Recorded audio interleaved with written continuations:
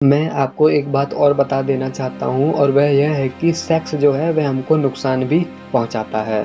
यानी कि यदि हम सेक्स नहीं कर रहे हैं तो फिर इससे नुकसान होता है।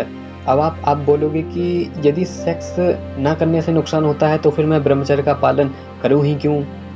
यदि सेक्स करने से हमको नुकसान हो रहा है, हमारे शरीर में कोई बीमारी उत्पन्न हो सकती है या फिर मैं मानसिक रूप से पीड़ित हो सकता हूँ, तो फिर मैं ब्रह्मचर्य का पालन करूँ ही क्यों? तो फिर इसका उत्तर ये है कि सेक्स हमको नुकसान पहुँचाता है, लेकिन सेक्स हमको नुकसान तब पहुँचाता है जब हम सेक्स की ऊर्जा को दबाने का प्रयास करते हैं। ये चीज़ मैं पहले बहुत करता था, इसलिए मैंने सोचा कि मुझे इस पर भी एक वीडियो बनानी चाहिए। सेक्स ऊर्जा को दबाने का मतलब ये है कि तुमने क्या कहा कि तुमको ब्रह्मचर्य का पालन करना है, अब तुम ब्रह्मचर्य का पालन कर रहे हो, 15-20 दिन हुए, उसके बाद तुम्हारे भीतर ऊर्जा बढ़ने लगी।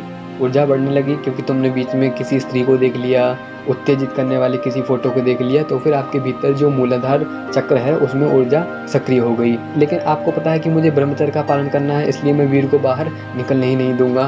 तो फिर क्या है कि अब आपके भीतर जो ऊर्जा है वह पूरी तरह से सक्रिय हो गई है, लेकिन आपने रट लगा रखी है, आपने यह पूरी तरह से ठान रखा है कि नहीं, मुझे वीर को बाहर निकलने नहीं देना है।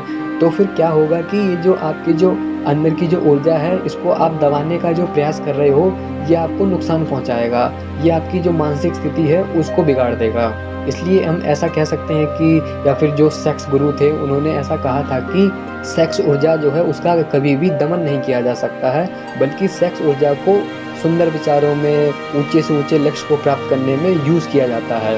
इसलिए मैं आपको कहता ये हूँ कि सेक्स ऊर्जा को जब आप दबाने का प्रयास करोगे, जब आपके भीतर सेक्स एनर्जी बहुत ही ज़्यादा सक्रिय हो गई है, लेकिन आप फिर भी मास्टरबेशन नहीं कर रहे हो, पोर्न वीडियो नहीं देख रहे हो, क्योंकि आपने रट लगा रखी है कि नहीं, ब्रह्मचर्य का नाश करने से बहुत ज़्यादा नुकसान हो जाता है, इसलिए मैं वीर का नाश नहीं करूँगा। लेकिन यदि आप इस समय वीर का नाश नहीं करोगे तो फिर आपकी जो ऊर्जा जो सक्रिय हो गई है उसको मार्ग नहीं मिलेगा। उसको ऊपर का मार्ग तो मिलने से रहा, क्योंकि आपने ऐसी कोई क्रिया ही नहीं करी है जिस वजह से आपकी जो सेक्स एनर्जी जो है वह ऊपर की तरफ फ्लो हो जाए। लेकिन यदि आप मास्टरबेशन नहीं करोगे तो फिर वो जो एनर्जी जो है वो वहीं पर पड़ी रहेगी और फिर वह आपको नुकसान पहुंचाएगी। और नुकसान में ऐसा होगा कि आपको मानसिक रूप से आपकी गड़बड़ी होना शुरू हो जाएगी, या फिर ऐसा होगा कि कुछ समय बाद आप देखोगे कि मुझको नाइटफॉल हो गया और मैंने नाइटफॉल में ही मास्टरबेशन कर लिया, जिस वजह से मेरी एनर्जी जो है वह निकल गई। इसलिए मैं कहता हूँ कि जो सेक्स एनर्जी जो है उसको जब दबाया जाता है, जब तुम ऐसी रट लगा देते हो, जब तुम पूरी तरह से यह ठान लेते हो कि नहीं, मैं इस वीर को बाहर नहीं निकलने दूँगा, और जो ऊर्जा भले ही सक्रिय हो गई है तुम उस ऊर्जा को ही दबाने का प्रयास करते हो। सेक्स हमको नुकसान तब पहुँचाने लगता है जब हम ऊर्जा को दबाने का प्रयास करते हैं, और ऊर्जा को दबाने का प्रयास करने का मतलब यही है कि पहले तो तुमने अपने मन पर कंट्रोल करा नहीं, गंदे विचार आने दिए या फिर कोई अश्लील चलचित्र देख लिया। जब ये चीज़ें हो गई तो फिर आपके भीतर जो एनर्जी है वो सक्रिय हो गई। अब आप चाहते हो कि मैं उस एनर्जी को दबा दूँ, उस एनर्जी को बाहर निकलने ही ना दूँ। जब तुम एनर्जी को बाहर नहीं निकलने दोगे तो फिर वह एनर्जी आपको नुकसान पहुँचाएगी। इसलिए मैं कहता हूँ कि सेक्स को मत दबाओ।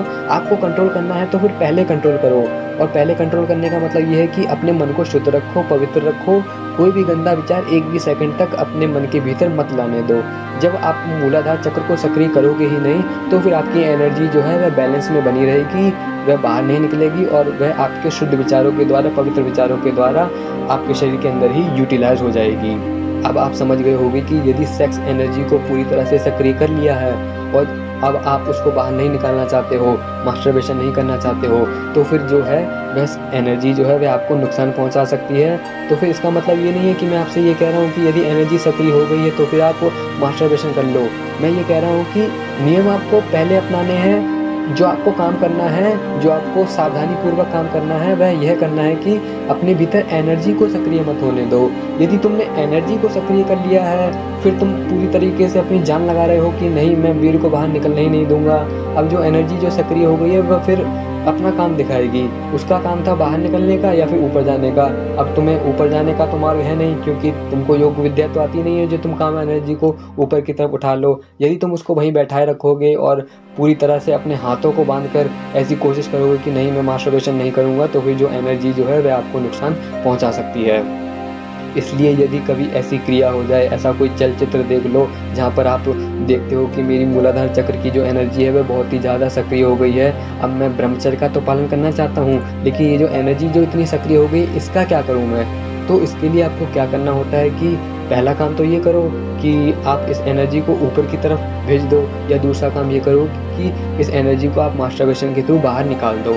पहली क्रिया करना कठिन होता है, लेकिन दूसरी क्रिया करना आसान होता है, इसलिए मास्टरबेशन करके लोग जो है अपनी एनर्जी को पूरी तरह से बाहर निकाल देते हैं। लेकिन एक क्रिया ऐसी होती है जिसमें क्या होता है कि यदि सेक्स एनर्जी बहुत ही ज़्यादा सक्रिय हो गई है, तो फिर उसको तुम ऊपर की तरफ उठा सकते हो, बजाय उसको मास्टरबेशन के थ्रू बाहर निकालने के लिए। इसलिए अगली वीडियो में मैं आपको बताऊँगा कि ऐसी कौन सी क्रिया करी जाती है जिसमें यदि हमारी सेक्स एनर्जी बहुत ज़्यादा सक्रिय हो गई है, तो फिर ऐसी कौन सी क्रिया करें जो हमारी एनर्जी जो है जो ऊपर की तरफ फ्लो हो जाए। मैं इस क्रिया को करता हूँ और ये क्रिया मुझको ओशो ने बताई थी। ओशो की वीडियो मैंने देखी थी, वहाँ पर मैंने ये क्रिया सीखी थी।